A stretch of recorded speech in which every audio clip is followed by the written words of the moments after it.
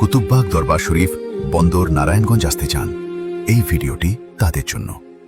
গুলিস্তান থেকে সরাসরি আসতে চাইলে বায়তুল মুকাররমের সামনে থেকে ঢাকা মুক্তারপুরগামী বিআরটিসি, ডিটিএল কিংবা বোরাক এসি বাসে উঠুন।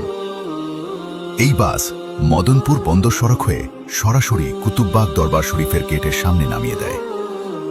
দ্বিতীয় বাস রুটে বায়তুল মুকাররমের সামনে থেকে নারায়ণগঞ্জগামী বন্ধন বা উৎসব বাসে করে নারায়ণগঞ্জ বন্দর লঞ্চঘাটে এসে নামুন। বন্দর লঞ্চঘাট পর্যন্ত আপনি ট্রেন যোগেও আসতে পারেন।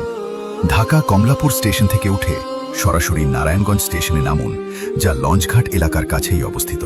সেখান থেকে 5 মিনিট হাঁটলেই পৌঁছে যাবেন বন্দর খেয়া ঘাটে।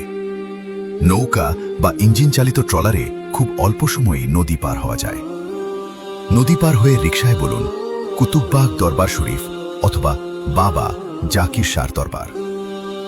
রিকশা যোগে প্রায় 15 মিনিটেই পৌঁছে যাবেন আপনার গন্তব্যে।